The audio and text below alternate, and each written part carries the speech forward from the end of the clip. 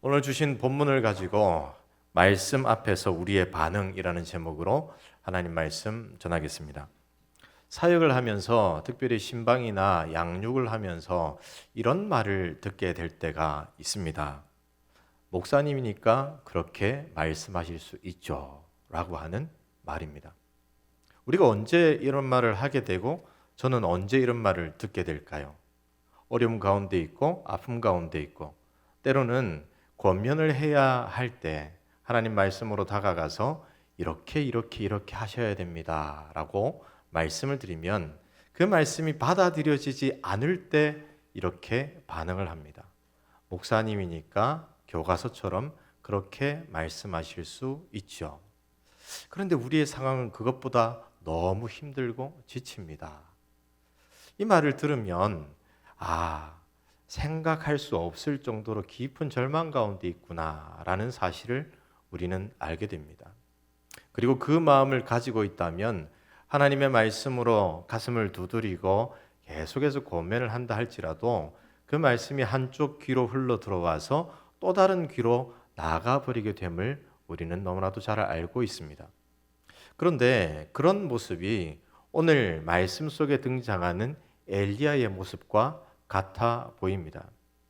하나님께서 엘리야에게 너는 어찌하여 여기 있느냐 물으시지만 엘리야는 앵무새처럼 자기 마음에 담아두었던 말을 하나님께 합니다. 우리가 신앙 후에 탈진으로 인하여서 쓰러졌을 때 그 몸과 마음을 이끌고 억지로 예배 자리에 나오지만 아무런 반응이 없을 때가 있습니다. 찬양으로 우리의 마음을 두드리고 말씀으로 우리의 마음을 드리고 기도하며 우리의 마음을 계속해서 두드리는 하나님의 음성이 있음에도 불구하고 내 입술 속에서 주여 하는 작은 신음과 같은 소리를 내어 뱉음에도 불구하고 그냥 공허한 울림에 지나지 않는 듯 느껴지는 때가 있습니다. 그때 하나님께서 우리의 현실을 돌아보고 너가 누구냐? 왜 이러고 있느냐? 말씀하시지만 그 말씀조차도 불편할 때가 있습니다.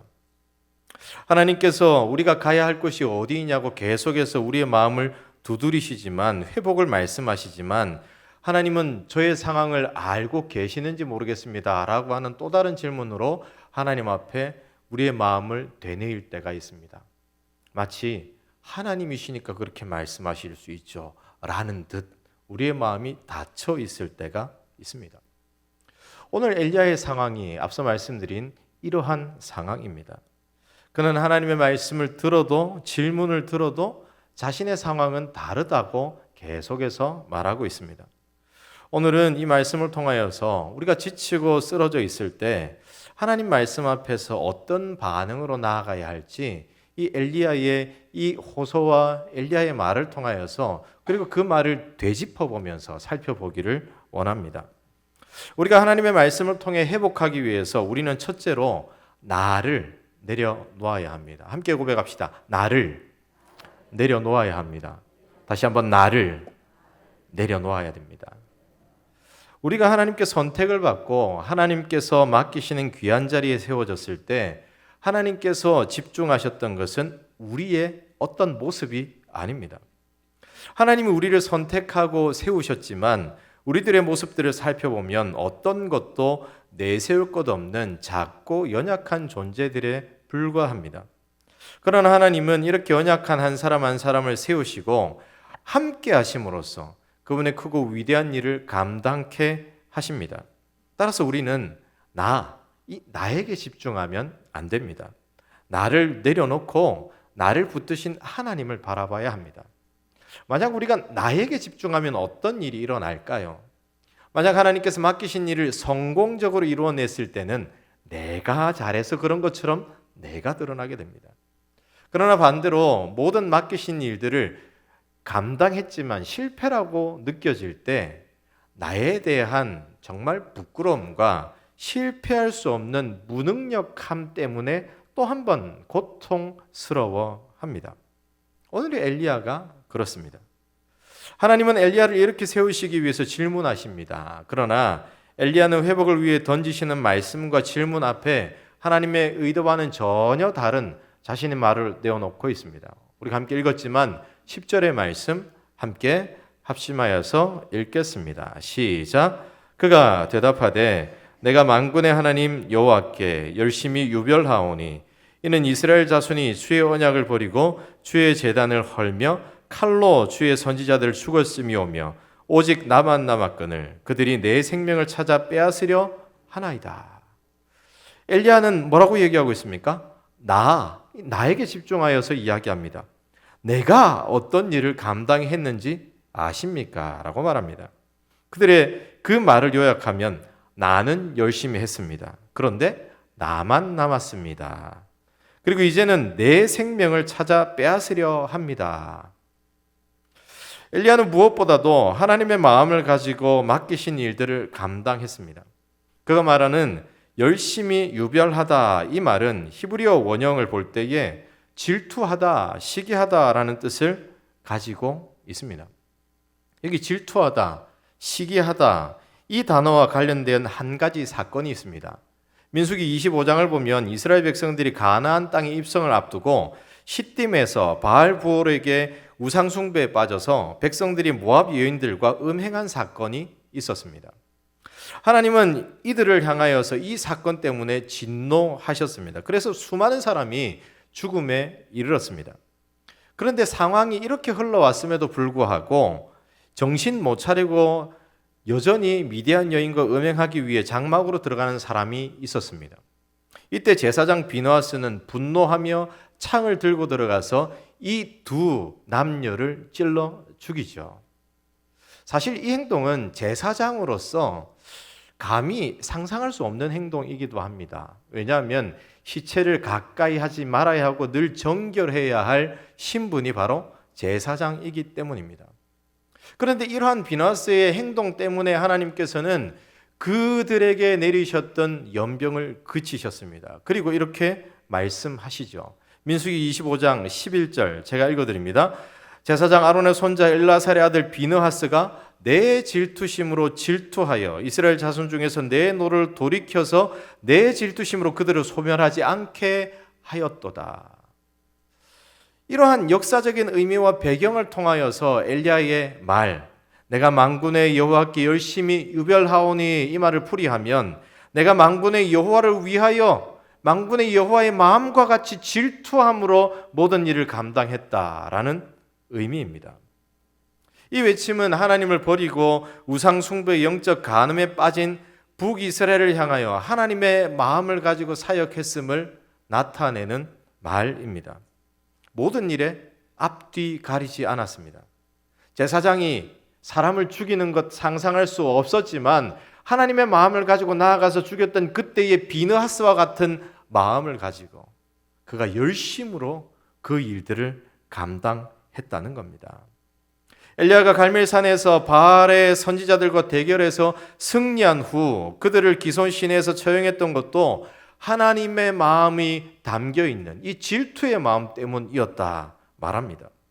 그 누구보다도 열심이었고 그 누구보다도 소명을 확실하게 감당했습니다.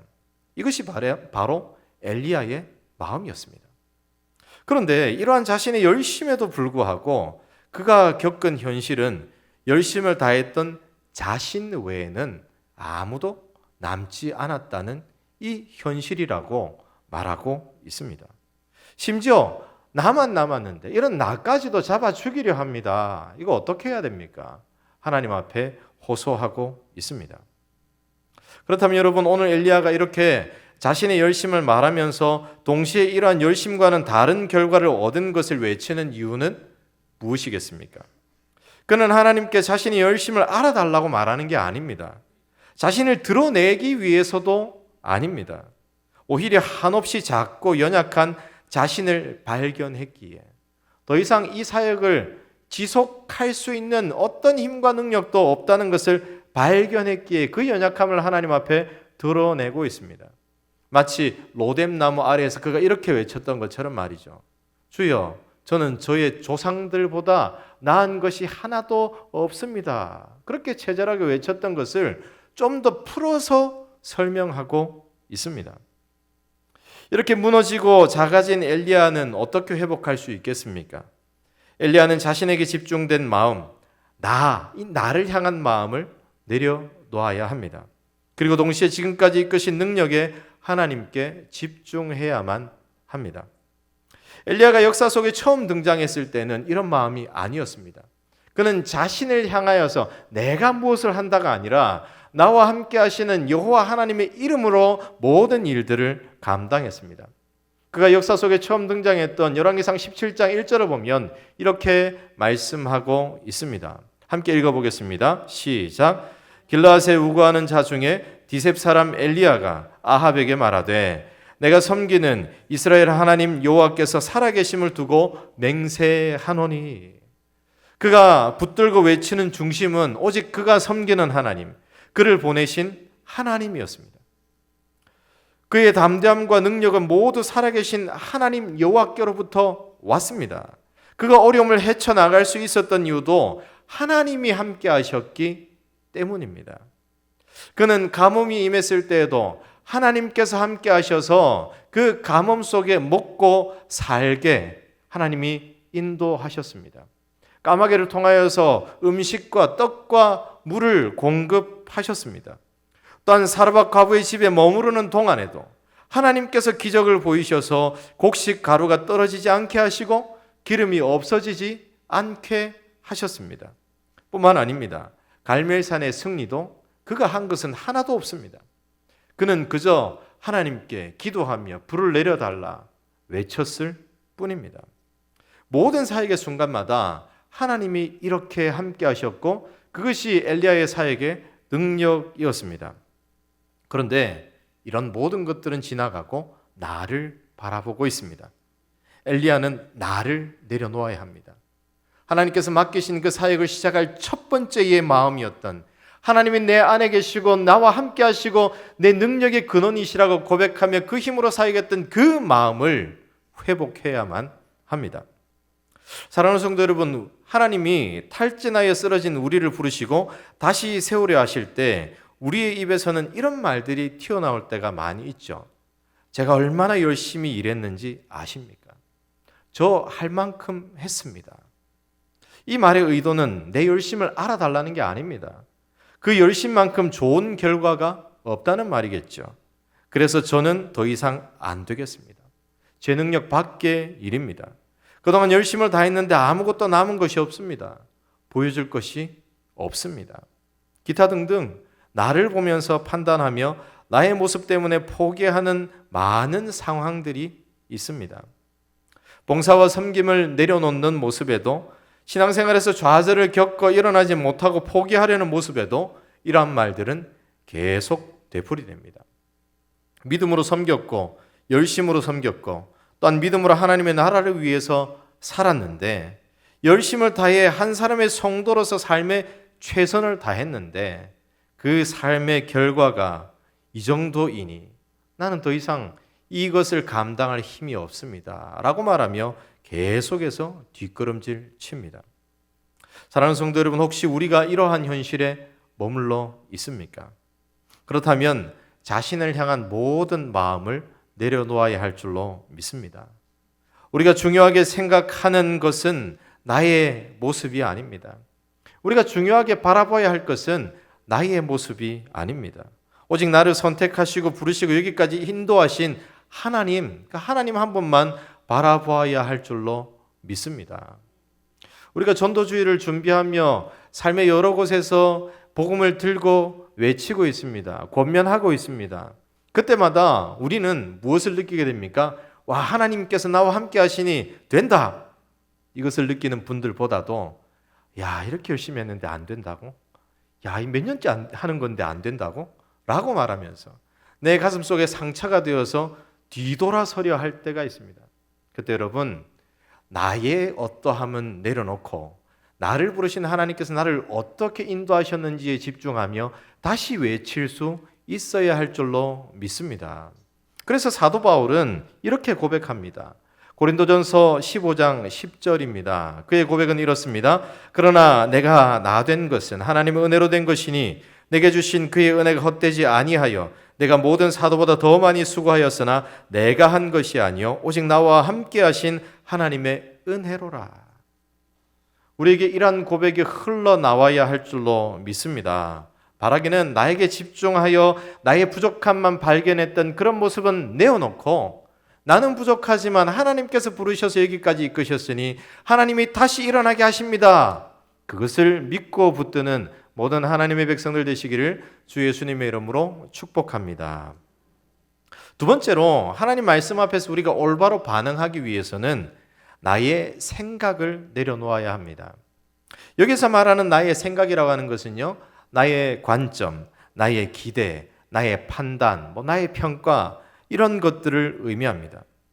우리가 이러한 나의 생각을 내려놓아야 할 중요한 이유는 내가 처한 상황에 따라서 이 판단과 평가가 달라지기 때문입니다. 내가 좀 괜찮은 것 같을 때 이 판단과 평가가 후해집니다. 그런데 앞서 말한 나 자신을 보고 비참한 듯 느껴지고 아무것도 할 수 없는 존재로 여겨질 때 내가 기대하는 것들 또한 다 무너지게 되어 있습니다. 오늘 우리가 읽은 본문 10절의 말씀 다시 한번 읽기를 원합니다. 오늘 이 말씀 한 3번 정도 읽을 건데요. 다시 한번 10절의 말씀을 한 목소리로 읽겠습니다. 시작.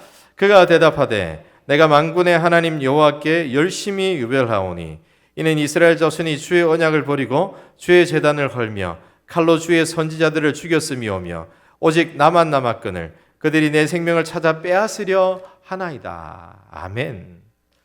오늘 엘리야가 말하고 있는 것을 좀 요약하면 무슨 모습이겠습니까?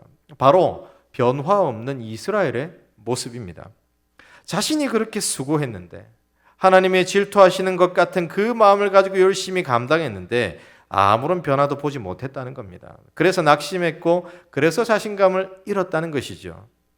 여러분, 우리가 어떤 일을 했는데 실패만 남고 변화 없는 현실만 있다면, 모든 기대가 무너졌다면 어떻게 될까요? 특별히 교회에서 여러 가지 사역을 감당할 때에든지 혹은 누군가를 전도할 때에든지 우리는 열심을 다하지만 늘 그대로인 것 같은 상황을 만나게 될 때 우리는 낙심하거나 포기하게 됩니다.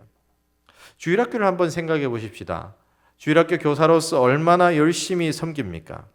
어떻게든 아이들을 신앙으로 세우기 위해서 많은 것으로 그들에게 다가갑니다.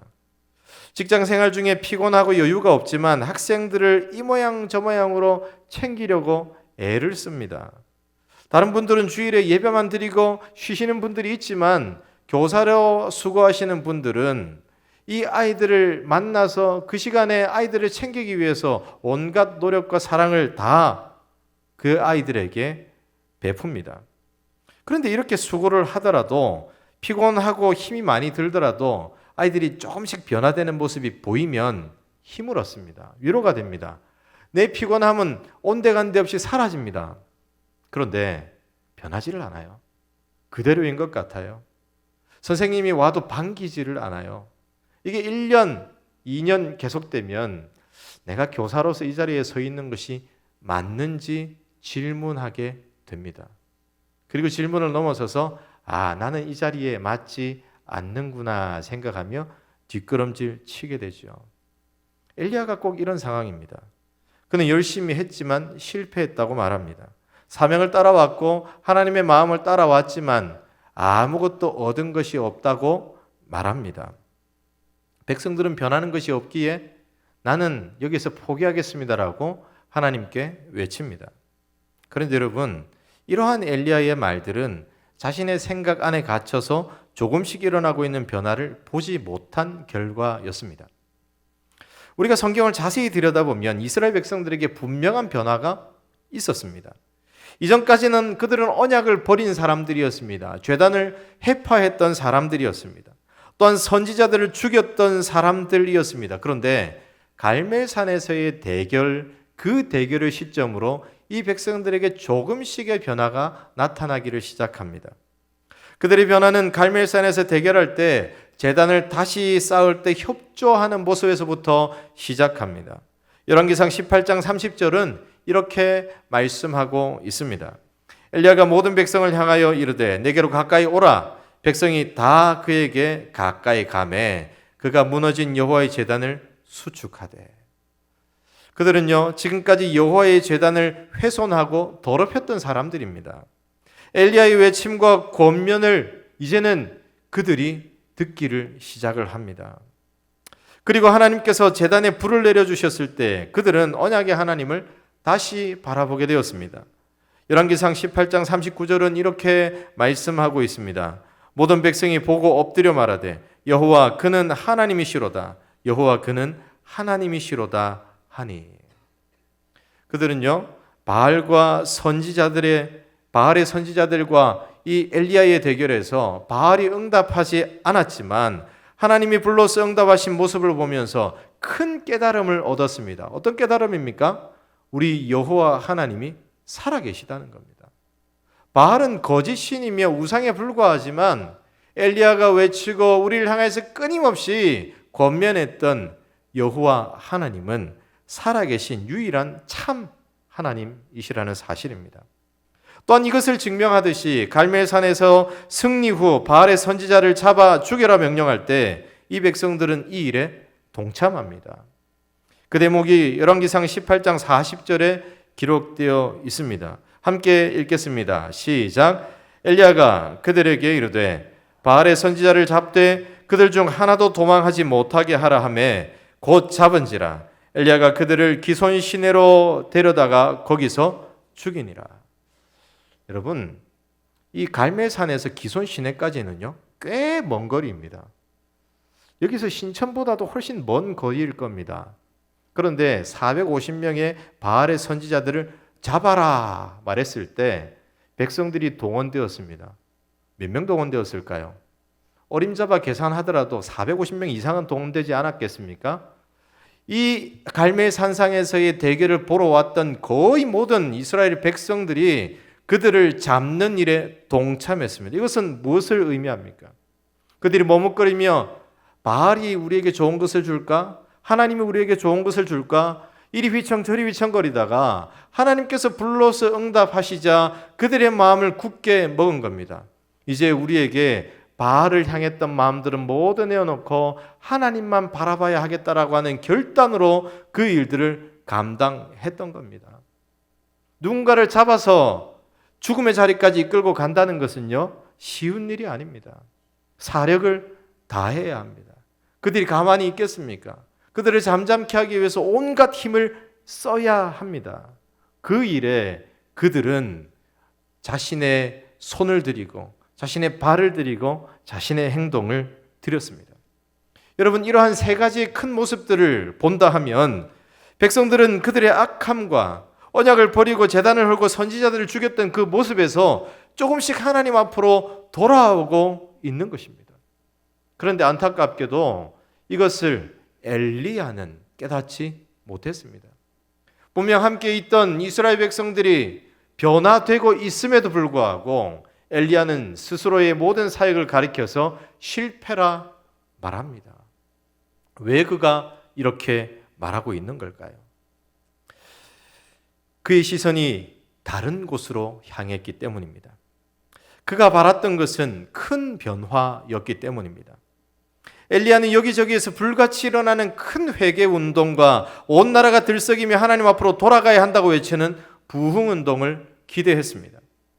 엘리야가 하나님이 가지신 질투의 마음으로 목숨을 다하고 힘을 다하여 사역을 감당했고 그때마다 하나님의 능력이 나타났기 때문에 이러한 열심과 하나님의 능력에 합당한 변화가 이 땅 가운데 일어나야 하는 것이 마땅하다 생각했던 겁니다. 그가 지금까지 어떻게 일했습니까? 가뭄을 선포하니 3년 동안 비가 내리지를 않았습니다. 또 그가 기도하니 하늘에서 불이 떨어집니다. 또한 그가 기도하니 하늘에서 가뭄이 그치고 비가 내립니다. 이 정도쯤 되니 이제는 바알의 선지자들과 싸워 이긴 그 이후에 아합과 이세벨이 회개의 자리로 나올 것을 기대했던 겁니다. 그런데 아무런 변화가 보이지 않는 것 같습니다. 지금껏 불같이 사역했는데 그동안의 사역이 무색할 만큼 그동안의 인생을 갈아넣은 열심이 부끄러울 만큼 눈앞에 보이는 큰 변화가 없습니다. 그가 기대했던 일은 어디에도 일어나지 않습니다. 오히려 그 반대의 일이 일어납니다.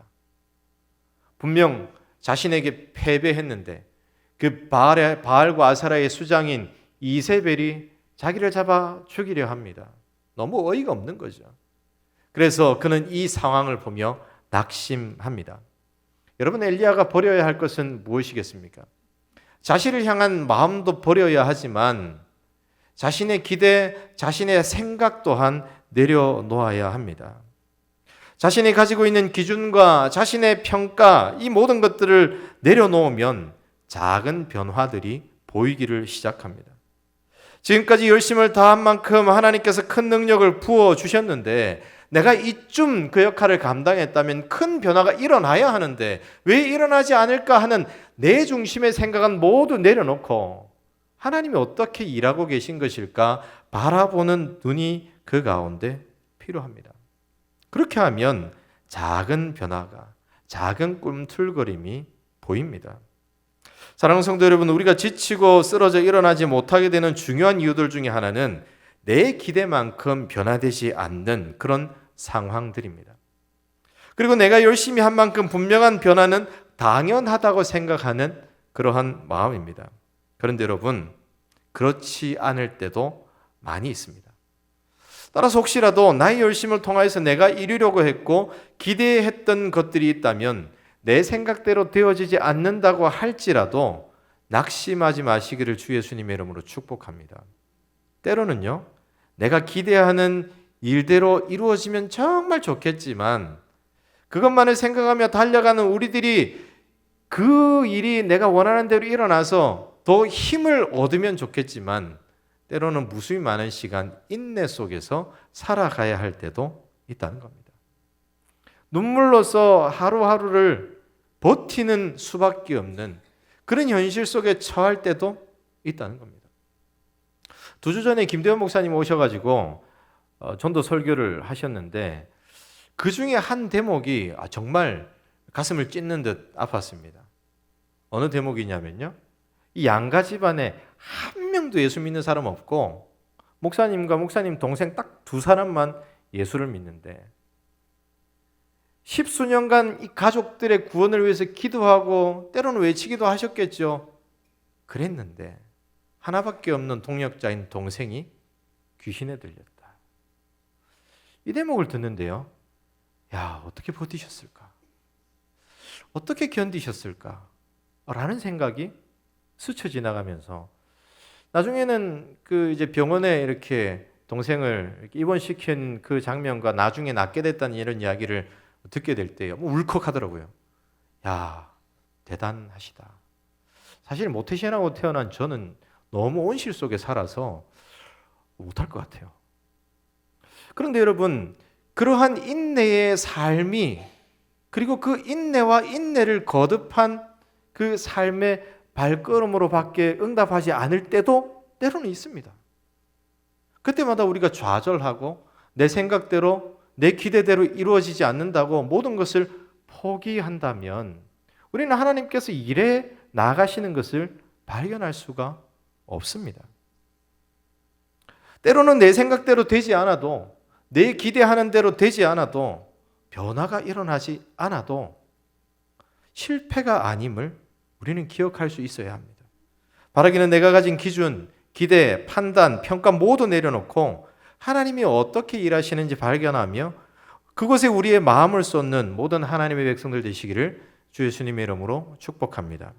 그렇다면 여러분, 하나님이 일하시는 그 일하심을 발견하기 위해서 우리가 가져야 할 것은 무엇이겠습니까? 마지막 3번째로 하나님 말씀 앞에서 올바르게 반응하기 위해서 우리는 믿음의 눈을 가져야 합니다. 함께 고백합시다. 믿음의 눈을 가져야 합니다.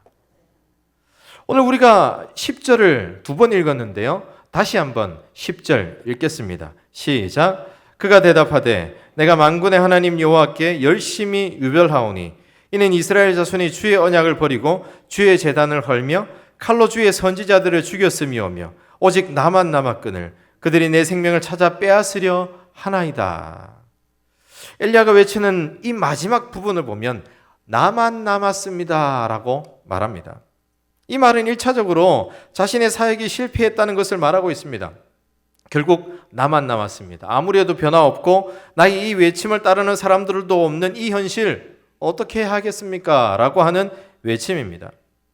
그런데 한 걸음 더 들어가 보면 이 외침은 늙은 선지자로서 북이스라엘을 향하는 마음으로 미래가 보이지 않는 이 현실을 한탄하는 겁니다.